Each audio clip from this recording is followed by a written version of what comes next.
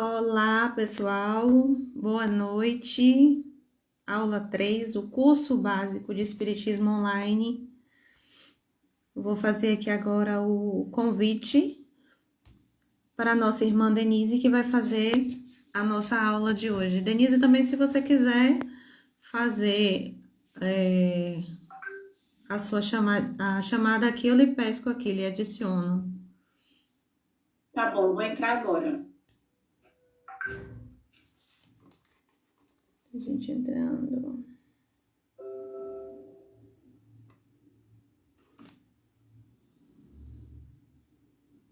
Ok. Eu acho que eu vou ter que desligar esse WhatsApp, porque não para.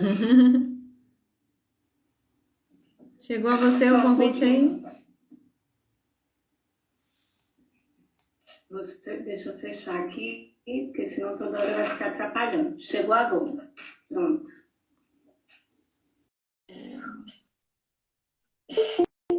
Pronto. Boa noite, Luísa. Pronto. Maravilha. Nós estamos aqui. Olha, nós estamos ao vivo aqui, estamos igual a louco. Agora eu tô achando que vai ficar dando retorno. Agora como é que a gente faz? Porque se eu tirar o áudio do Meet, se a gente vai conseguir escutar pelo Instagram, né? Vamos lá, vamos Deixa eu ver testar. aqui. Mas aí o pessoal todo teria que sair via... Ah,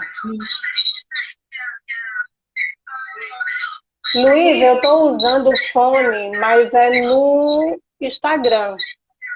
Você acha melhor eu usar o fone no Google Meet?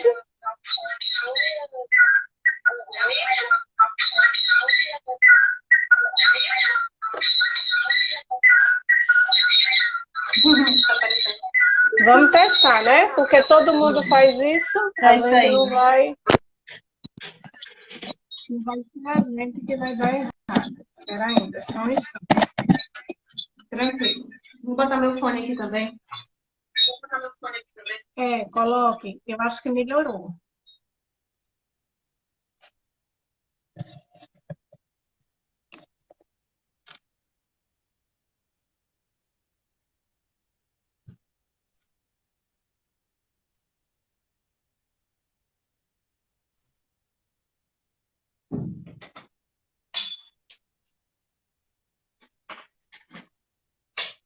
Deu ok aí, já seu? Pronto. Já estou só... Pronto. Eu estou só baixando o som um pouquinho.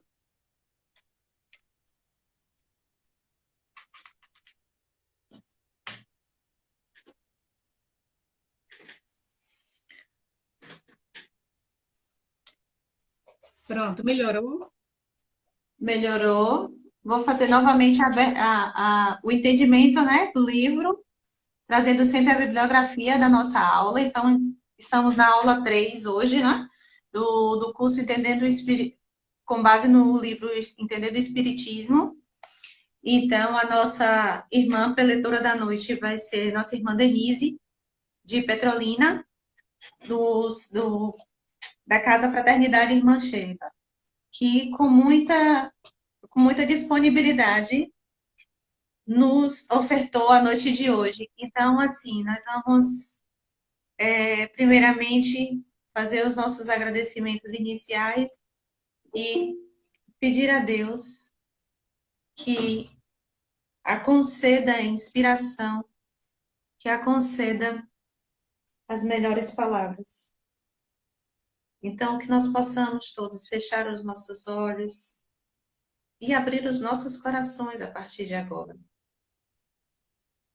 Como tem sido em todas as nossas reuniões, nós solicitamos que todo conhecimento, tudo que aquilo que a gente abarca, seja transformado em sabedoria e que todas as palavras do Cristo se tornem verbo vivo para nós, sejam transformadas em ações, que nós possamos ser ferramenta de Jesus Cristo, pois nenhum entendimento e nenhum conhecimento sem Cristo poderá ser frutificado.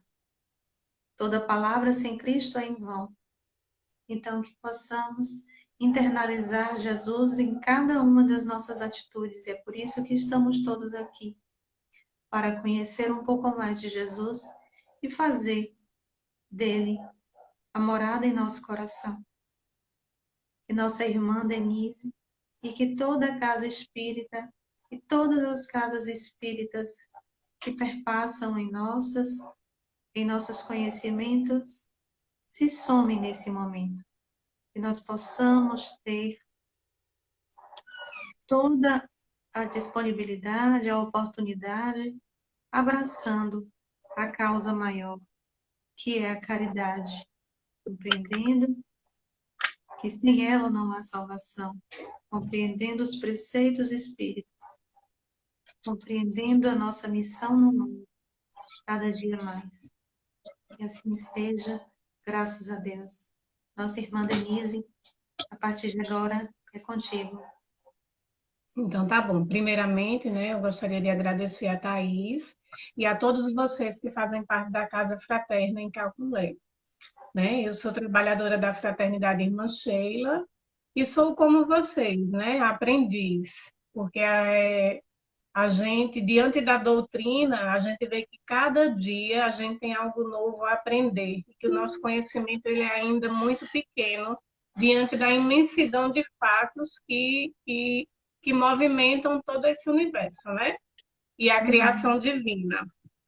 E aí, como Thaís estava iniciando, né, falando justamente para vocês que estão iniciando o curso de aprendizes, e aí a gente vê o quanto a doutrina espírita ela é esclarecedora e o quanto ela também nos ensina em vários outros aspectos. A gente vai ver na aula de hoje. E aí, como eu fiquei com a aula 3, né, o que é que a gente vai conversar hoje? Né? Falar como a doutrina espírita foi difundida no mundo, os continuadores de Allan Kardec na França e em outros países, inclusive aqui no Brasil. Então, vamos começar falando um pouquinho aqui de Kardec. Né? Eu acredito que vocês já tiveram, né, esse conhecimento, mas só para a gente rememorizar tudo que nós aprendemos. Então, Allan Kardec, né, mais conhecido como nosso codificador, ele nasceu na França no século XIX, né, e foi um conceituado intelectual na área do magistério. Ele se chamava Hipólito Léon Denisard Rivail e nasceu em Lyon.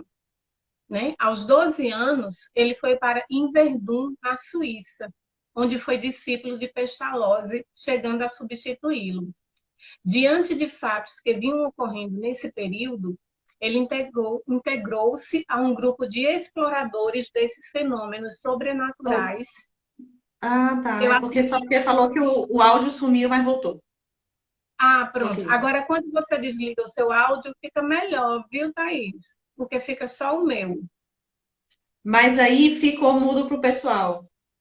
Ah, entendi. Então, justamente para ficar melhor para você. Mas aí quando eu fiquei mudo, ficou mudo para o pessoal. Ah, tudo bem. Então, como eu estava falando, né? Ele nasceu na França.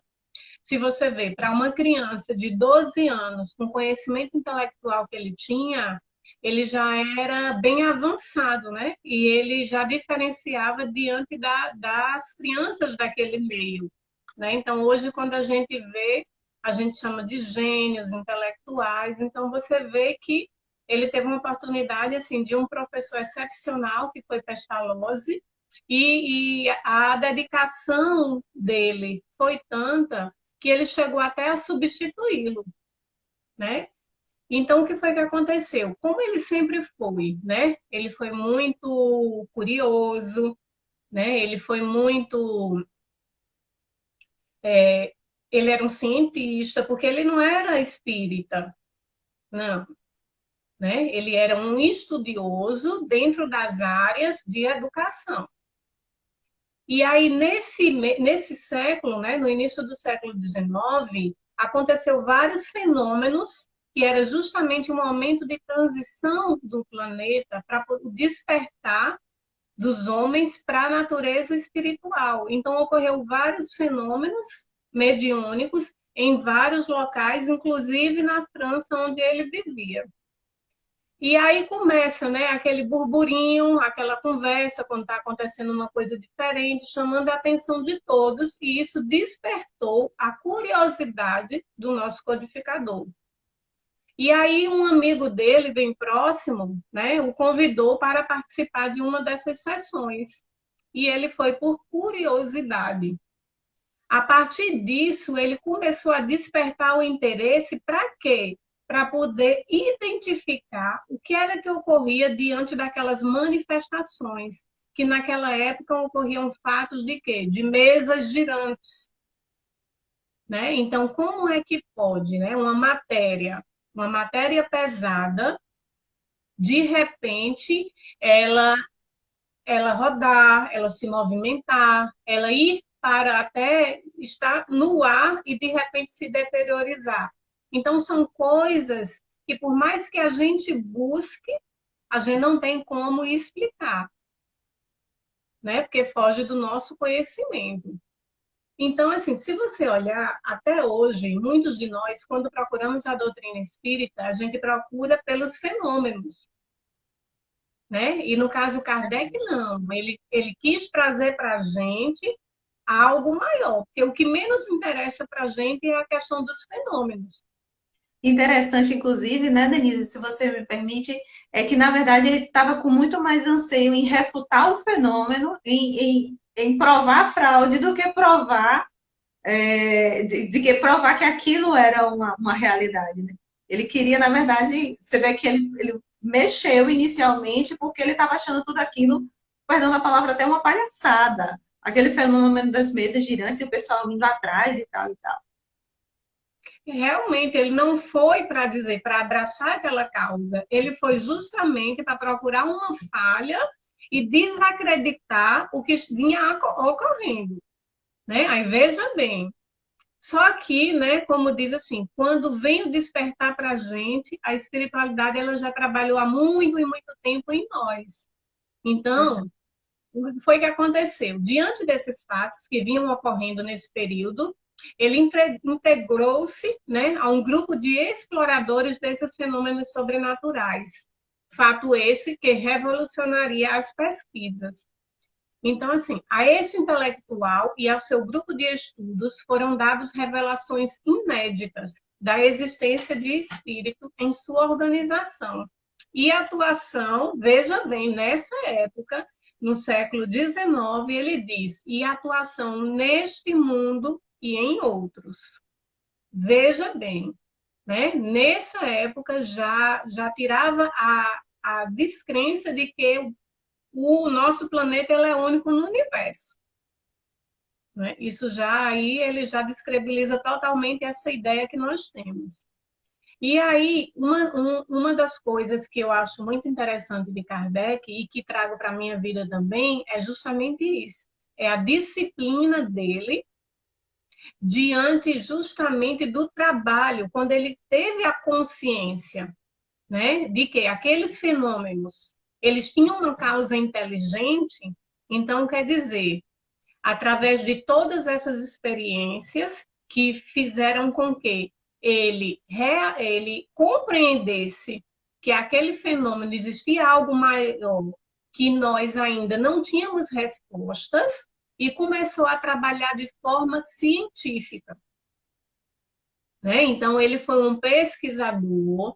Naquela época, ele trabalhou incessantemente de várias formas, porque que até hoje, se a gente vê, é que trabalha com uma aula direta, é que trabalha com sistema de administração. E naquela época, mesmo com a condição, ele desenvolveu alternativas para poder aprofundar o conhecimento, para poder fazer com que aquele conhecimento se expandisse, né?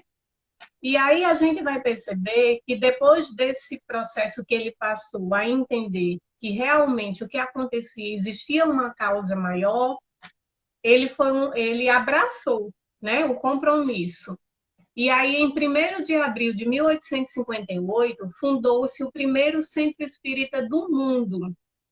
que foi na Sociedade Parisiense de Estudos Espíritas, e a Revista Espírita, fundada em 1º de abril de 1858. A partir disso, Kardec ele teve um compromisso muito grande em quê? Na divulgação doutrinária.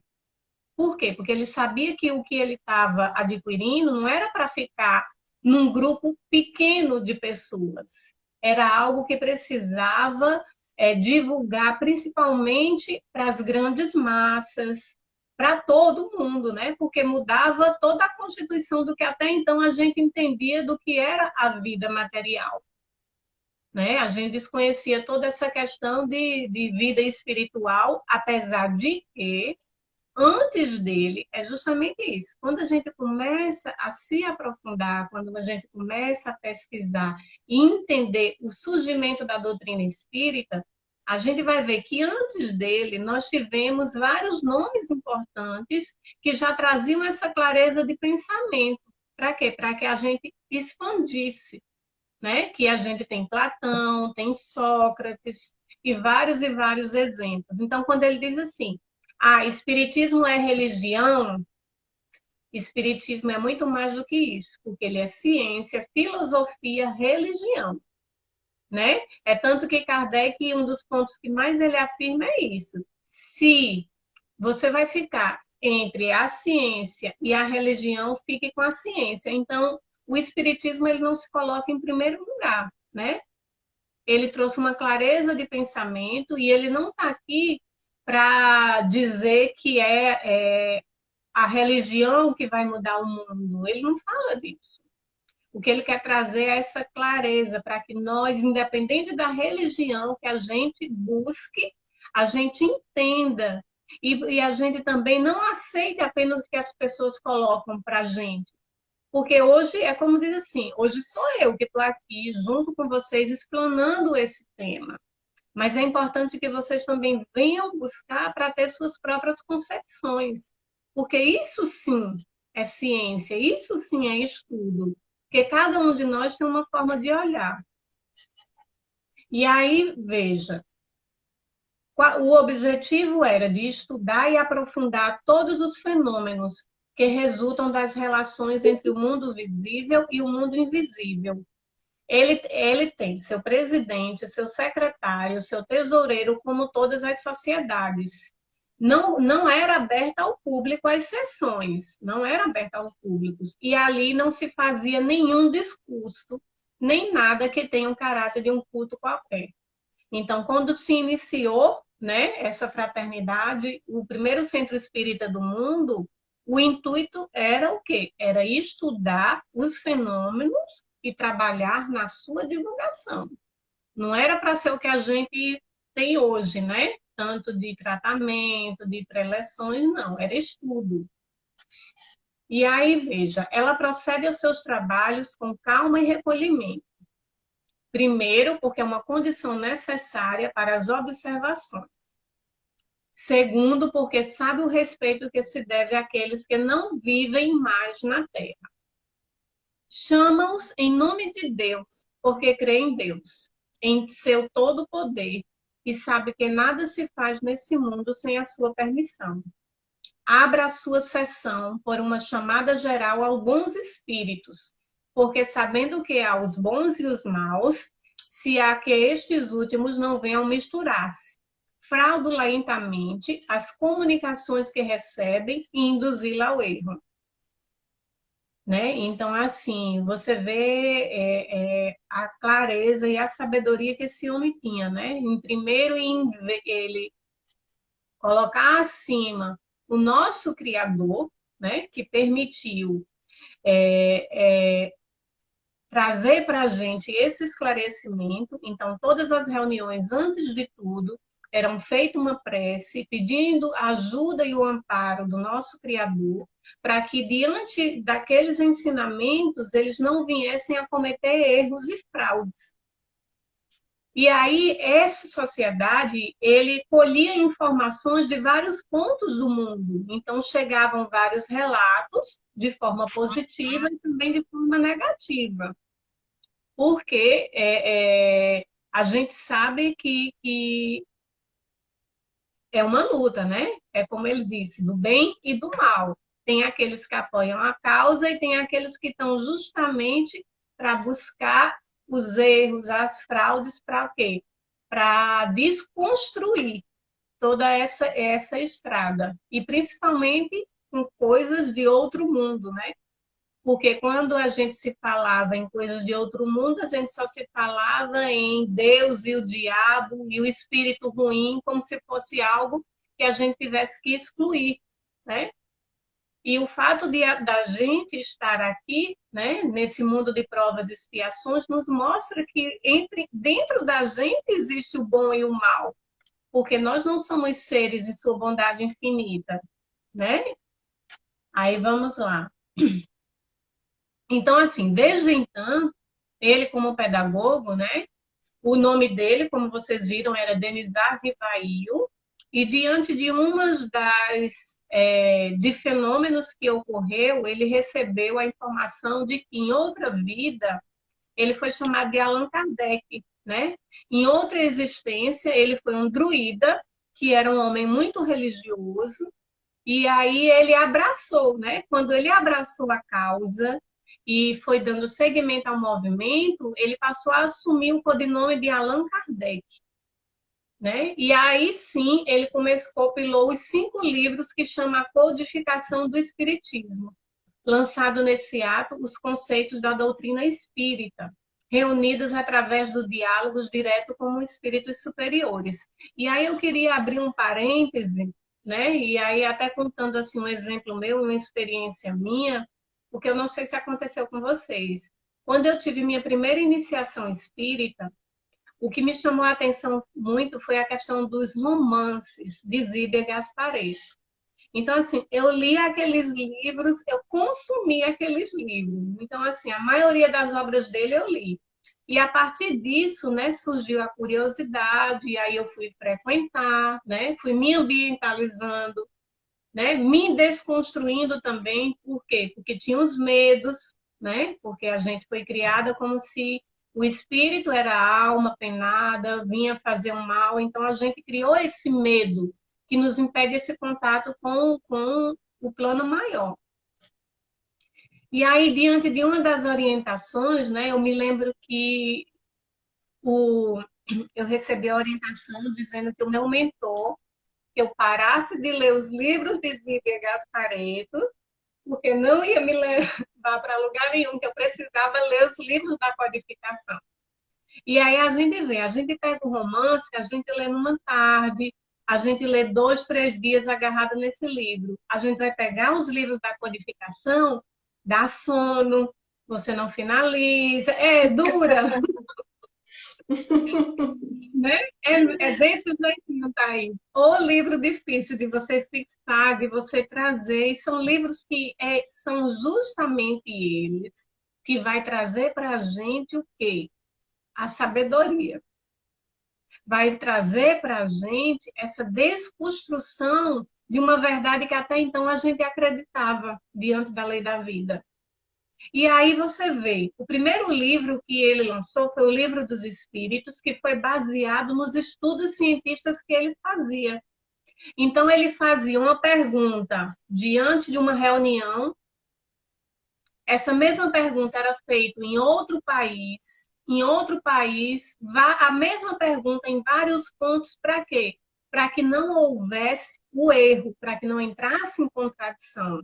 Porque ele sabia a responsabilidade do que ele estava fazendo, né? E aí a gente percebe, né, que diante disso nós temos que buscar também nos aprofundar nos livros que fazem parte da codificação. O primeiro livro que ele lançou foi o Livro dos Espíritos, em 1857. Após o Livro dos Espíritos, ele foi para o Livro dos Médiuns, né? Justamente para nos explicar as causas do fenômeno, né? As nossas aptidões, a conexão com o plano superior, com o plano espiritual. Superior só não, né? Com o plano espiritual. E aí depois teve o Evangelho segundo o Espiritismo, que veio realmente para desconstruir, e o céu e o inferno, a Gênese, e próximo ao desencarne dele, ele estava trabalhando nos relatos que depois se aprofundou as obras póstumas, né? Então você vê assim, que quando a gente diz assim, eu sou espírita, todo mundo hoje em dia é voltado para o espiritualismo, quer ser espírita. Mas a gente ainda está longe de ser espírita porque a gente precisa se aprofundar, principalmente nos conhecimentos. Né? Então, esses livros realmente eles têm que ser de cabeceira, tem que estar frequentemente lendo. Para quê? Para que a gente tenha segurança. Né? Não só do que chega a nós diante das percepções do mundo espiritual, mas também como mudança de vida mesmo. Por quê? Porque hoje a gente aqui, na nossa vida, num corpo material, mas nós não somos um corpo material, nós somos um espírito, né? E toda essa roupagem, ela tem um tempo limite. E nesse período que a gente está passando, a gente vê que esse limite pode ser amanhã, porque ninguém hoje mais tem segurança de nada. Então, a vida, ela é um fio, né? Em um dia a gente está aqui, no outro a gente não tem certeza, e o que importa é o que nós fazemos de nós. O que a gente vai levar é justamente essa construção que tem dentro de nós diante dos nossos valores. Né? É tanto que no Evangelho o Cristo nos diz o quê? Né? Ele fala dos nossos talentos. E o que é que nós estamos fazendo com os nossos talentos? Aí a gente vai perceber, né, que em 1862, diante de todo o estudo que ele já vinha fazendo, ele viu uma necessidade de quê? Da propagação do espiritismo. E aí ele começou a fazer viagens, né? E aí Allan Kardec viajou a mais de 20 cidades diferentes, nas quais presidiu a cerca de 50 reuniões. Um convite subscrito por 500 assinaturas, efetuando mais uma vez pelo Grupo Lyonês, promoveu-a. No decorrer de 6 semanas, veja que ele tinha pressa na divulgação, né? Então, assim, quando ele começou esse trabalho, ele estava por volta dos seus 56 anos. E aí, diante da condição que tinha lá, né? Hoje a gente tem avião, a gente tem trem, a gente tem carro. Naquela época a gente sabe que não tinha essas condições. E ele venceu todas as dificuldades diante de quê? Diante do compromisso que ele assumiu na divulgação da doutrina. Aí eu digo, hoje, né, Thaís, a gente como trabalhador da Boa Nova, a gente ainda faz muito pouco, né? Porque a gente quer fazer diante da nossa comodidade, É, né? verdade. E a A gente vê gente um quer esperar exemplo. sobrar tempo, né? A gente quer esperar sobrar tempo para poder fazer, sendo que seria o óbvio, quando a gente começa a entender um pouco mais do mundo espiritual, é que a gente trabalhe muito mais a nossa espiritualidade e é lógico que a gente está encarnado, então dentro da nossa vida material a gente precisa das coisas materiais também. Mas o que nos torna ser quem somos é justamente a condição de imortalidade que temos. Então, por isto daí é que a gente deve sempre trabalhar a nossa imortalidade, né? As nossas questões morais e tudo mais. E é justamente como você diz, né? Quando a gente traz essa consciência da imortalidade, a gente vai viver um mundo material, mas não de forma tão material e apegado às coisas do mundo. É lógico que nós precisamos estar em volta do mundo e as necessidades fazem parte de quê? Da nossa sobrevivência. Entendeu? O que eu tenho que fazer é que aquilo não se torne superior a mim, né? Exato. Refém, né? Justamente, então diz assim, todas as coisas vos são emprestadas. Então a gente não tem nada.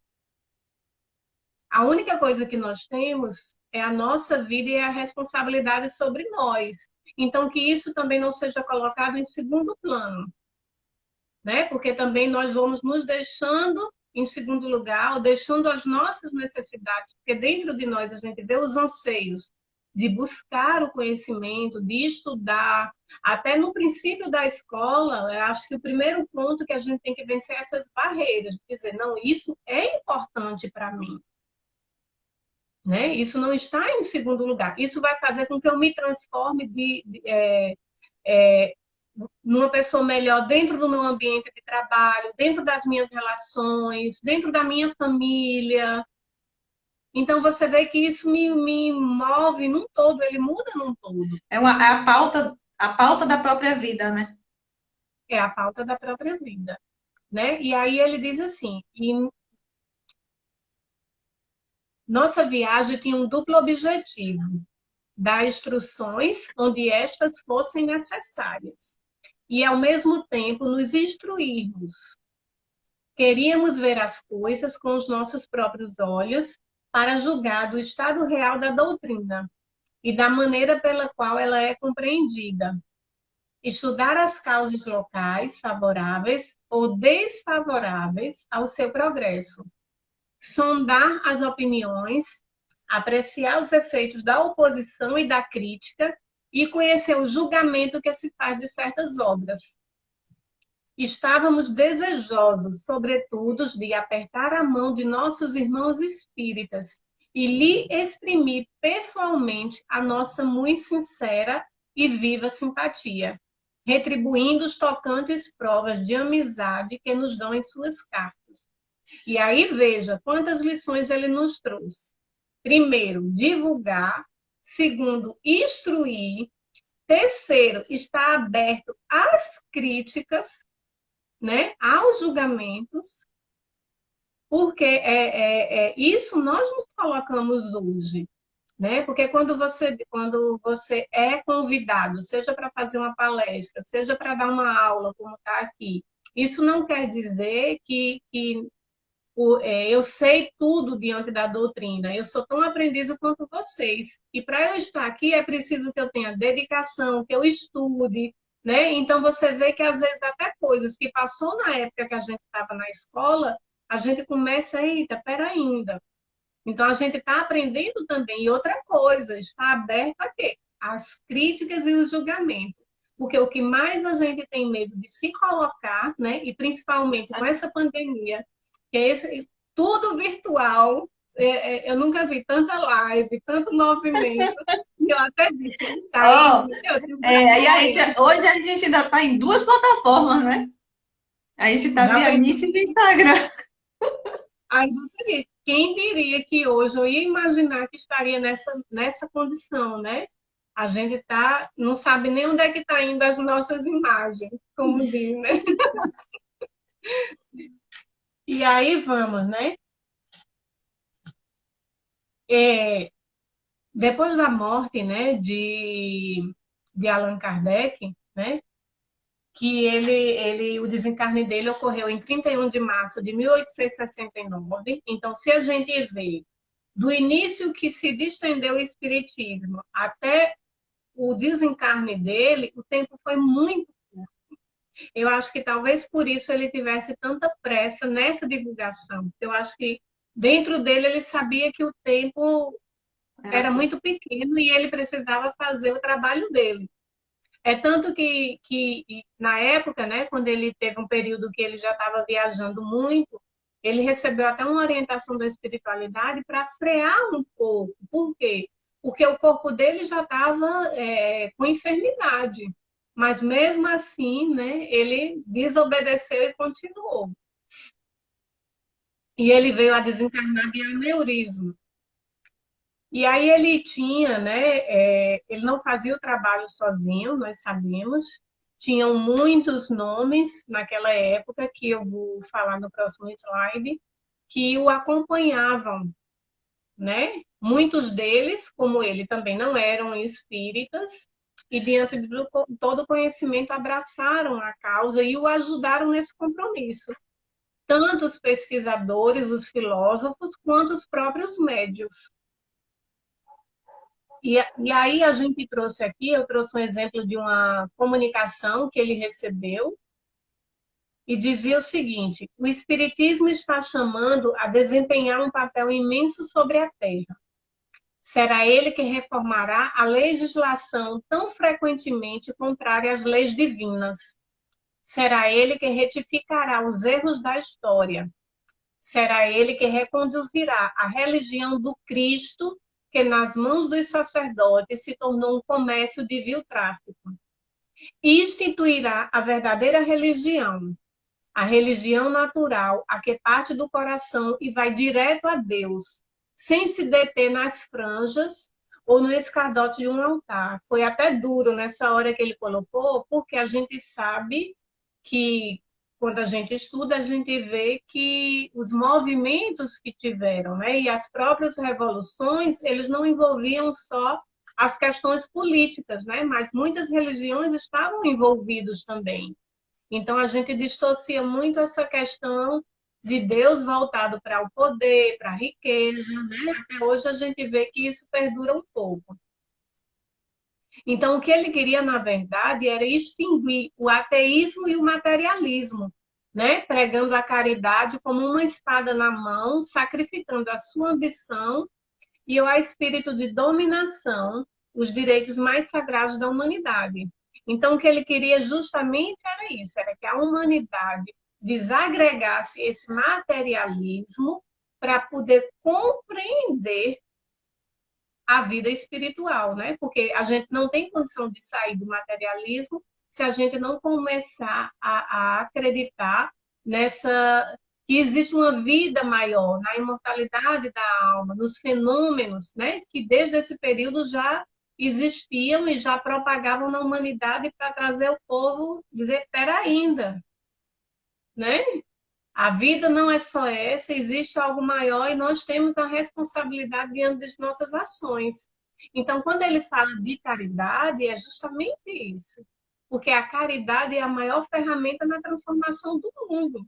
A caridade, ela nos desperta dos preconceitos, ela nos coloca num setor de igualdade, né? No próprio Evangelho, a gente vê que a caridade e a piedade, elas têm que andar juntas. Né? Então, não é aquela caridade que eu digo, hoje eu tirei um tempinho e dei um dinheiro a um rapaz que veio no carro.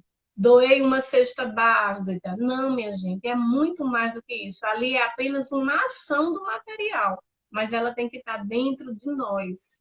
Né? Então, assim, a gente não tem como dizer que nesse momento a gente não se compadece com as dores do mundo. É impossível, diante de tantas dores que vêm acontecendo. Então, a gente vê que a única oportunidade que tem de mudar o ser humano é justamente a gente começando a tirar os véus da ilusão para ver o mundo, para poder a gente enxergar o outro como nós mesmos, né? Tá aí, amar ao próximo como a si mesmo. Então, assim, ó, no campo científico, Kardec contou com a colaboração de vários homens ilustres, dentre os quais se destacam Camille Flammarion, William Crookes, César Lombroso, Ernesto Bolzano, Oliver Lodge, Gustavo Gellen e tantos e tantos e tantos. Então, veja, sabe o que a gente tem que buscar? Cada um estudar, compreender e trazer para a gente, né? Eu digo assim, depois que a gente vira espírita, é tanta coisa para estudar e você nunca para. Porque eu digo em todos os sentidos, porque é espiritismo, é filosofia, é biologia, é geografia, tudo a gente tem que estar, por quê? Porque as coisas se interligam. Né? Então, não é só o que está lá, eu tenho que buscar de outras informações para quê? Para que elas se encontrem. Aí a gente traz um exemplo, né, muito bom, que é justamente o de Camille Flammarion, né, foi outro, né, para a época que a gente pode qualificar como um gênio, né, que ele nasceu com uma inteligência muito grande, e aí ele tornou-se espírita convicto, né, ele era amigo pessoal e dedicado de Kardec, e ele tendo sido o orador designado para proferir as últimas palavras à beira do túmulo do codificador do Espiritismo. Ele era astrônomo, ele estudava, né, toda essa parte naquela época. E aí, eu trouxe aqui, deixa eu só pegar para poder falar para vocês.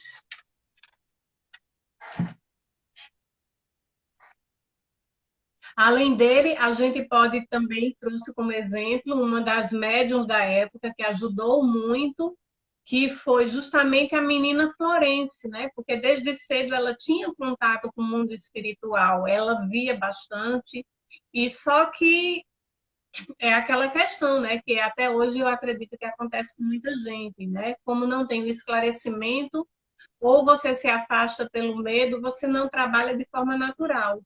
E aí Camille, ele era de família humilde, desde a infância, via e ouvia espíritos.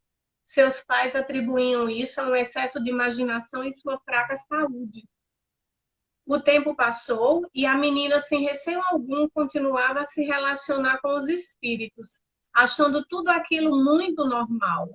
Até que aos 14 anos de idade começa a entrar em transe mediúnico na frente da família. Então isso aí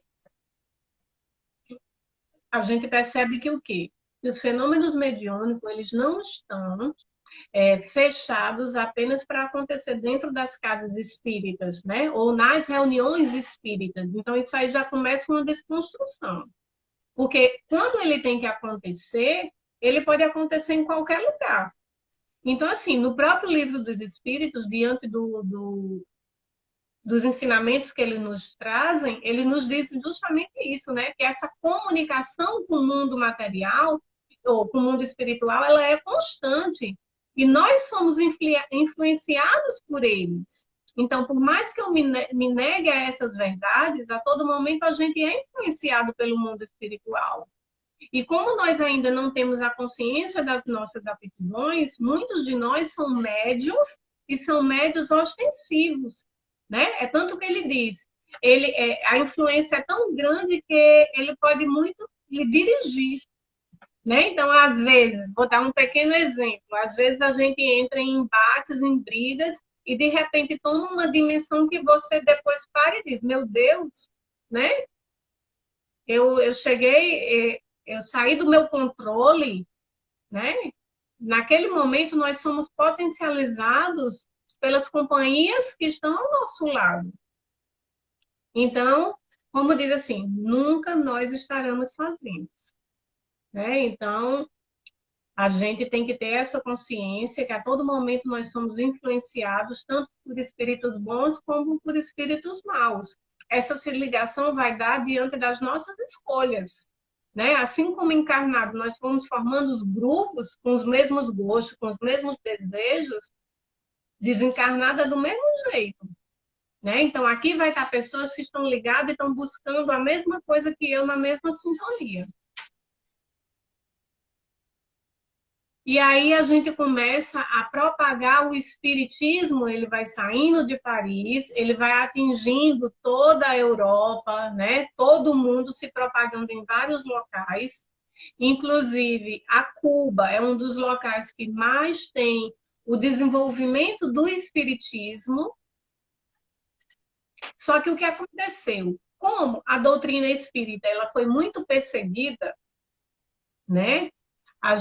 Eu não sei se vocês chegaram a ver o filme de Kardec, ele pincela a história dele, e aí a gente vê que em uma das cenas ele mostra que os livros, todos os livros, né, eles foram queimados. Por quê? Porque queriam apagar aquele movimento porque estava mexendo com o quê? Com a estrutura da população.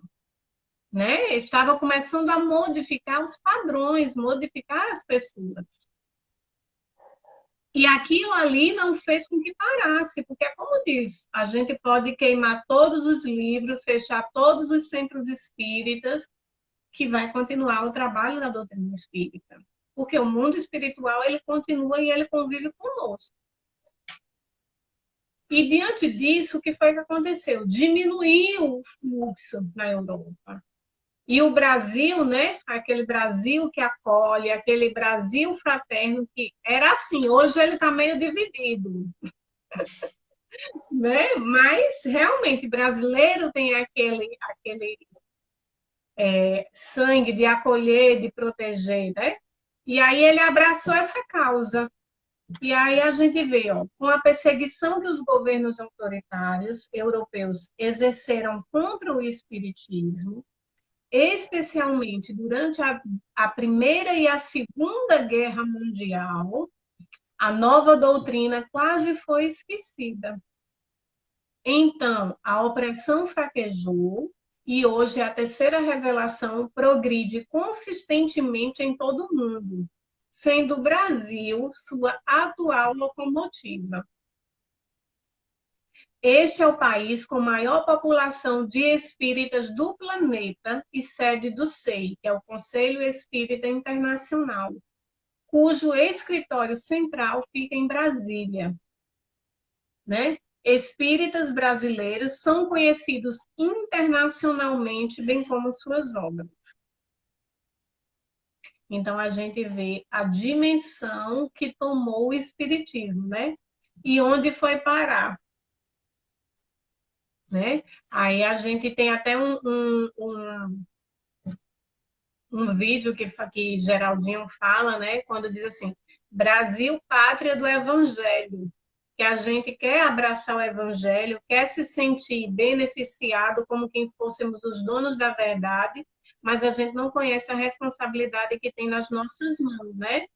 Diante, assim, de toda essa clareza de conhecimento que nós temos dentro do Brasil, das informações espíritas, como também dos auxílios que nós tivemos, tanto de espíritos nobres encarnados no Brasil, que são, eu vou dar vários exemplos, mas são muitos mesmos, quanto espíritos, né, que estão no plano espiritual a nos ajudar, né, justamente nesse impulso, né, trazendo para a gente esse conhecimento, nos ajudando na nossa desconstrução.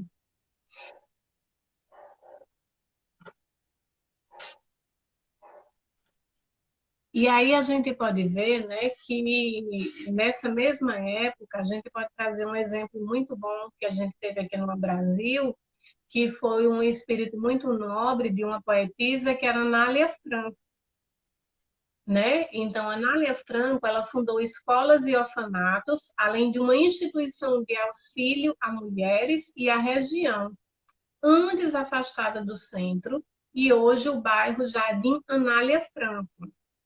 Isso em São Paulo. Então, você vê, para uma mulher, naquela época, né, se desdobrar, abraçar uma causa dessa, implantar um projeto desse, imagine as dificuldades que ela teve que superar, né? Hoje a gente vê que a gente está numa situação bem mais fácil, né? Bem Em mais todos os confortável. sentidos, né? Então, assim, reagindo contra o indiferentismo do meio, tomou a si com a fé e a energia de um apóstolo a sagrada tarefa de erradicar o analfabetismo e combater a miséria e a ignorância que flagelam as ínfimas camadas sociais. Não era pouco não, né? Não, Não era pouco o trabalho da mulher, não. não.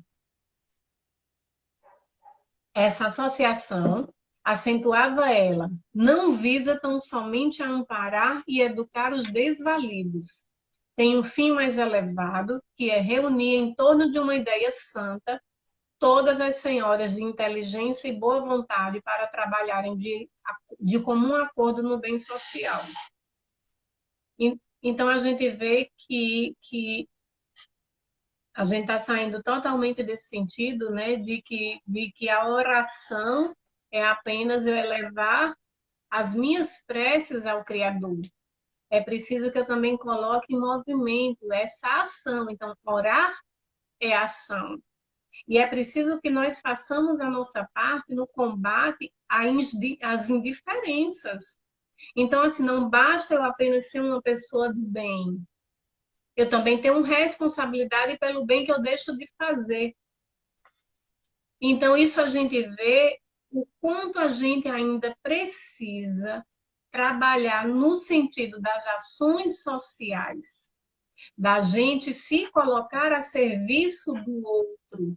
E não é nas minhas horas de lazer, porque é como a gente começou aqui. Não, é quando eu tiver tempo, aí eu vou participar de uma sopa fraterna, eu vou fazer um movimento de cesta básica. Não, minha gente, isso tem que fazer parte da vida. A gente não pode se sentir numa posição confortável, sabendo que tem tantas e tantas diferenças no mundo.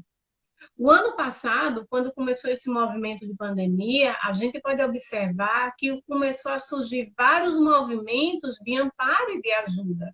Pessoas mobilizadas a ajudar aqueles que estavam passando por necessidades materiais, né? Só que o que foi que aconteceu nesse processo, né? O processo de pandemia, ele se estendeu. Estendeu.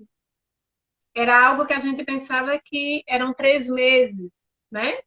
E, no entanto, a gente já vai para. Ah, eu achava que era 40 dias. E aí, 40 dias em casa, todo mundo estava achando bom, né?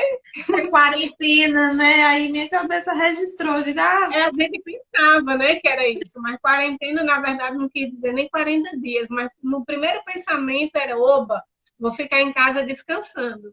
Eu não tive o privilégio, e graças a Deus, né, não adoeci, tô até hoje, de trabalhar em casa. Mas aí, voltando, né, o que aconteceu? A gente começou a se acostumar com a dor, a gente começou a se acostumar com os números, né? Quer dizer, a gente tirou as pessoas, tirou os sentimentos que aquelas pessoas tinham para ser apenas o quê? Números, minha gente, e a gente não se abala, né? O nosso coração não se internece com a dor do outro. E hoje a gente vê que os movimentos de amparo e de ajuda diminuíram bastante. escasseando cada vez mais. A escassez está grande. Então a gente vê que também aumentou muito, muito, muito mesmo as diferenças sociais. Aumentou a violência, né, tanto doméstica quanto nas ruas, em virtude justamente de quê?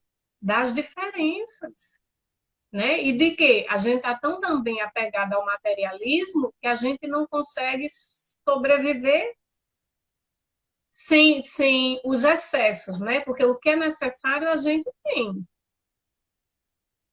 mas a gente fixa muito nos excessos, né? Aí a gente vê, a essa época, Nália Franco já era espírita, mas extremamente liberal e tolerante. Tanto assim que a sua obra, porque conforme ela própria explicava, recebendo a associação crianças de todas as crenças religiosas, em geral, como a existência de Deus, a imortalidade da alma e o ensino da mais pura moral, para despertar no coração delas a atividade espiritual no sentido de amor a Deus e ao próximo. Então, ela não levantava a bandeira do espiritismo. Poucas eram as pessoas que sabiam que ela era espírita, não tinha necessidade. A necessidade maior era o quê? Era o exercício da caridade. Era fazer com que aquelas instituições pudessem ajudar as pessoas que passavam por necessidades, né? Diminuindo a dor do mundo, diminuindo as diferenças da classe. Além dela, né, Anália Franco, como eu disse, o Brasil ele tem inúmeros exemplos, né? A gente pode citar Bezerra de Menezes, o Médicos dos Pobres, que até hoje incessantemente trabalha no mundo espiritual, né? Quando ele desencarnou, ele não tinha mais necessidade de continuar nesse mundo de provas e expiações, e ele poderia ir para um mundo melhor, mas ele não aceitou, né? Por quê? Porque ele sabia que enquanto existe dor e uma alma que estivesse aqui precisando dar esse impulso, ele estaria para ajudar e amparar. né? E nesse processo de pandemia que ele tem trabalhado bastante, a gente sabe disso, né? Quem precisa de descanso somos nós, né? Porque a espiritualidade dia e noite, eles estão lá para nos ajudar. Então, o Dr. Bezerra de Menezes, ele trabalhou pela implantação do estudo sistemático da doutrina espírita e a unificação das correntes internas. Além dele, a gente dá o exemplo de Ivone de Amaral, uma das mais respeitadas médiuns brasileiras, autoras de romances psicografados, bastante conhecido entre os espíritas. Ela dedicou-se por muitos anos à desobsessão e ao receituário mediúnico homeopático. A gente teve Chico Xavier, né, conhecido mundialmente, esteve entre nós recentemente, um exemplo de humildade, de amor, de trabalho, né? Porque de renúncia, porque esse homem, o que ele deixou para a gente, a semente que ele deixou, a gente nem imaginava o ser que convivia entre nós. Então, assim, o trabalho mediúnico e exemplo de desprendimento ao materialismo dado por Chico Xavier também contribuiu para disseminar a doutrina do nosso país e chamar a atenção do mundo. Não é verdade? E aí, hoje, a gente tem ainda encarnado, né, que é o nosso grande Divaldo, que continua propagando, né, um grande orador espírita. Quem teve, não sei se vocês já tiveram a oportunidade de conhecer a Mansão do Caminho, o trabalho que ele faz é imenso. Aí você vê um homem de 92, eu não sei se ele fez 93 anos, ele propaga a doutrina espírita pelo mundo, numa dedicação, numa força de vontade, numa bondade, fora os trabalhos de assistência que ele divulga. Então, como diz assim, o que é que mais a gente espera diante de tantos exemplos para a gente ter a consciência da imortalidade da alma? Porque acho que o primeiro ponto começa por aí. Eu sabendo que eu não sou um ser material e que quando houver o meu corpo físico, ele tiver a morte, né, decretada, eu vou continuar como eu sou, com os mesmos sentimentos, né, com o mesmo hábito que eu tenho enquanto encarnado, apenas o meu corpo ele vai se deteriorizar. É por isso que a vida ela vem, né, no nascimento e na morte. E embora a gente tenha tantas e tantas ferramentas dentro da vida material, a gente sabe que o nosso corpo ele vai envelhecer. Então, ele é uma bateria que ele vai acabar. Eu posso ter o dinheiro do mundo, mas o homem ainda não tem o domínio para se combater a morte, não é verdade? Né? Então, é isso que a gente precisa entender. Né? É esse conhecimento que a gente precisa trazer diante dessas obras que nós temos, que nos ajuda a ter essa clareza, né? Diante das criações da vida, sabendo que hoje a gente já sabe, né? O próprio governo está trazendo para nós a informação de que de outros planetas, que há vida em outros planetas, que eu não sou um ser único no universo, tá entendendo? Que hoje eu posso estar, como vou dar um exemplo, numa casa, num castelo, mas que amanhã eu posso nascer numa casa de taipa, né? Então, que eu preciso trabalhar em mim esse sentimento de humildade, de igualdade, não colocando à minha frente o egoísmo, o orgulho, a vaidade, trabalhando a nossa reforma íntima. E para isso nós temos exemplos maravilhosos que foram deixados, porque assim, Chico Xavier, tudo era para os pobres. Ele não tinha nem tempo de descanso do campo físico dele, né? Diante do trabalho da doutrina. E nenhum deles vive através dos fenômenos mediúnicos, né? Porque também a gente acha que porque a gente tem um campo aberto, a gente se acha melhor do que o outro. E nós não somos, né? Pelo contrário, né? Eu acho que nós somos mais devedores, porque se a gente veio com essa aptidão, veio para servir, para trabalhar, né? E aí a gente vê, fora Denise, os homens que tiveram encarnados, só oi, para gente, só para a gente, talvez aqui a gente já vá fazendo, a gente vai dar continuidade até o Instagram permitir, né? Porque eu acho que está completando 1 hora de Instagram. Eu estou vendo que a gente está chegando no final, mas pode ser para não ficar sem um encerramento formalizado no Instagram, mas que a gente já deixe registrado aqui que a gente continua via Meet e que quem puder, quem quiser disponibilizar depois, né, que esteja assistindo pelo Instagram ou que vá assistir depois pelo IGTV, e a gente pode disponibilizar posteriormente também a conclusão de nossa aula, tá bom? isso Pode dar mesmo. continuidade. Obrigada, Bem. Então, assim, eu só vou dizer, né, que além de todos esses espíritos nobres que estiveram e estão encarnados entre nós, para nos ajudar, a gente também teve as colaborações dos nossos mentores espirituais, né? Um dos exemplos maiores que nós temos é Emmanuel, que foi o mentor espiritual de Divaldo, que esteve ao lado dele, né, tanto orientando no trabalho, tanto trazendo para nós também os seus conhecimentos através das obras literárias, né? Então, quando você começa a ler nos domínios da mediunidade, A Caminho da Luz, aí você começa a ler um dos livros maravilhosos, que é 50 anos depois, que traz a história de Emmanuel dentro daquela época, né? Há 2000 anos, Renúncia, são livros que trazem, assim, Fantástico.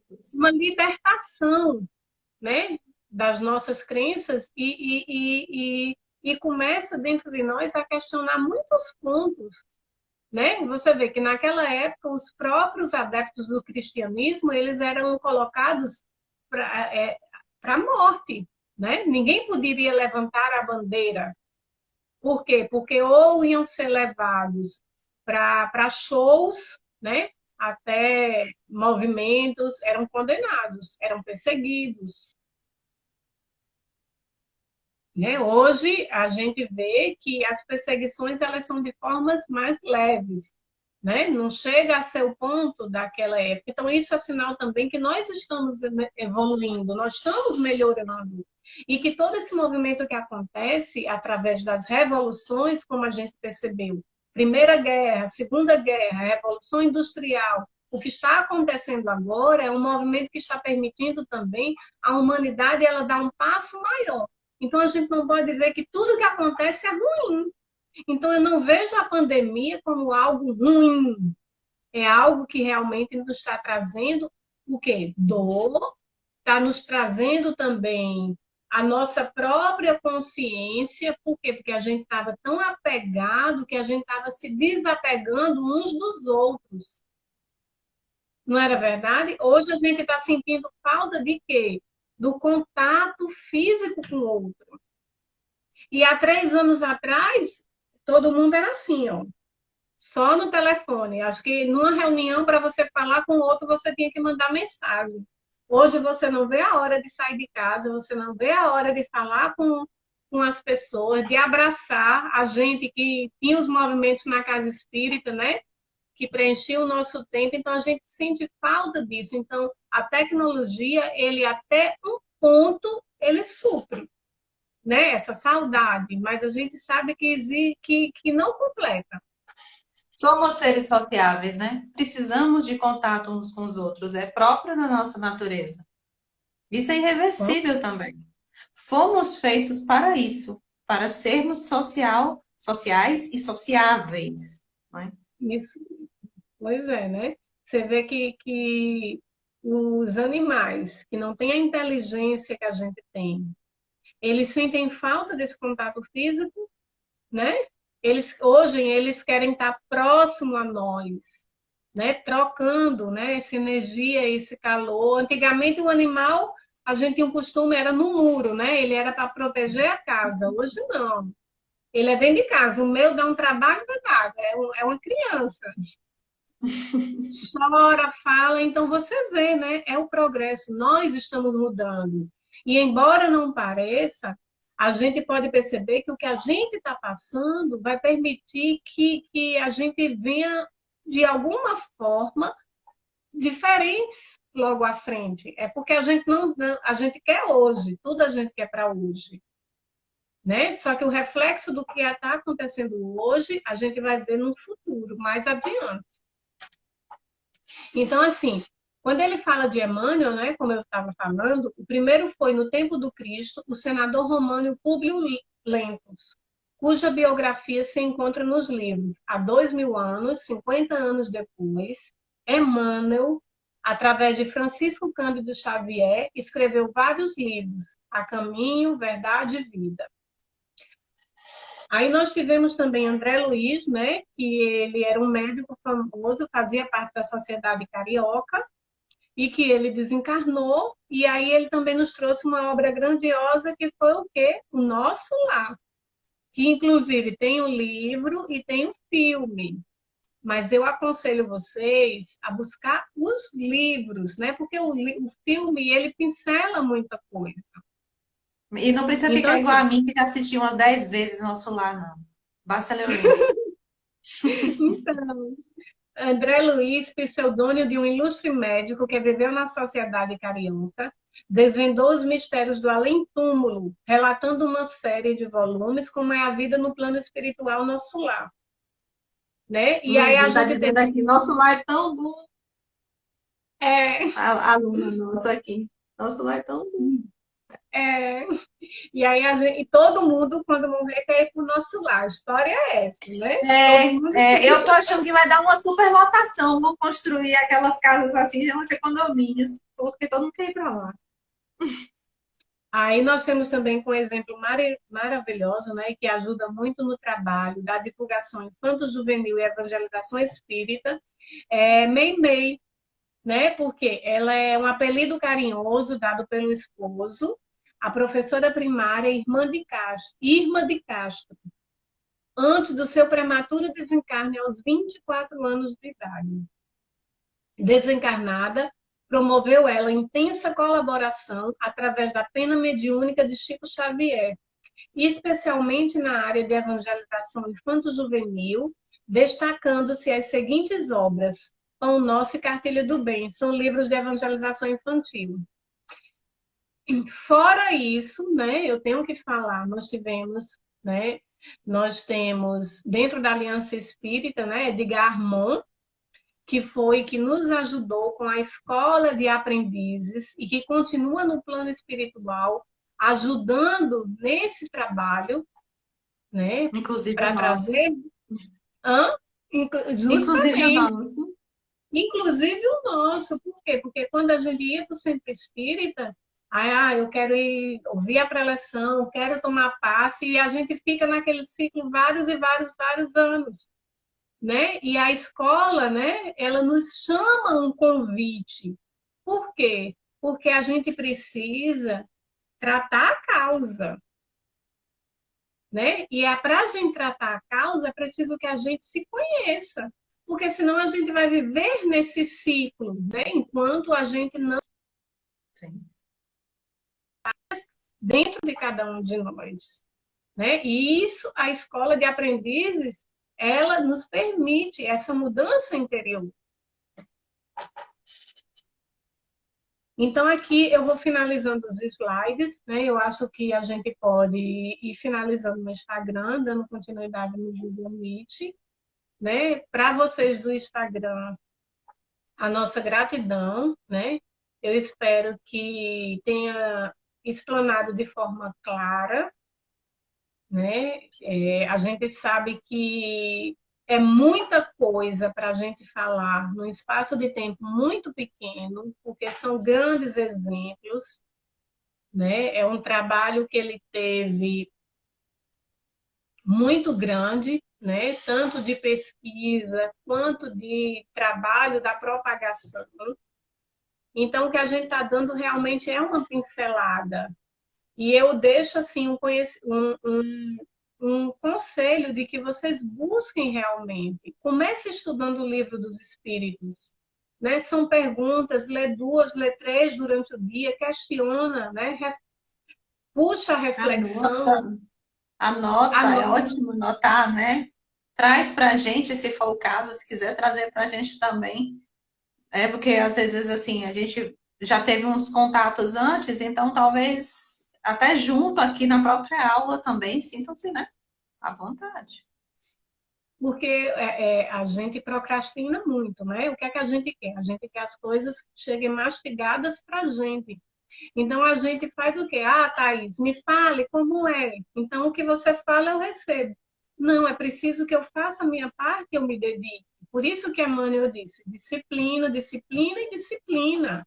É muita coisa para a gente estudar, é muita coisa para trazer esse esclarecimento. Então, assim, a única coisa que não vai tirar de nós é o nosso conhecimento. Então, o conhecimento permite a libertação de nós mesmos. Então, assim, podem tirar minha casa, pode tirar tudo, meu trabalho, mas o que está dentro de mim, como conhecimento, ele vai perpetuar, né?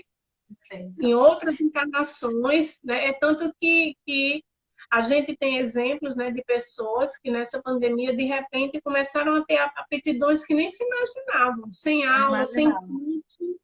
Então, são coisas que nós trazemos. E quando chega um momento, isso vem, isso inclode, né? Isso traz, quando nós estivermos preparados. Perfeito. Então, gente, a gente vai continuar, né, pelo Meet. Algumas pessoas fizeram algumas considerações, a gente vai trazer as considerações via Meet, mas aqui a nossa transmissão no Instagram a gente vai encerrando por conta do avançar do tempo. Eu não entendi ainda porque que não caiu, não. A gente foi permitindo, né? Não, Foi porque na indo. verdade ele não está Hum. caindo mais com 1 hora. Ah, ele não está caindo mais com a hora, não? Já tem um bom Então, tempo. mas assim, como a gente está com interação também no Meet, a gente vai dar continuidade via Meet, né? Eu não sabia que não estava caindo, não. E eu estava fazendo tudo programado para 1 hora por conta disso.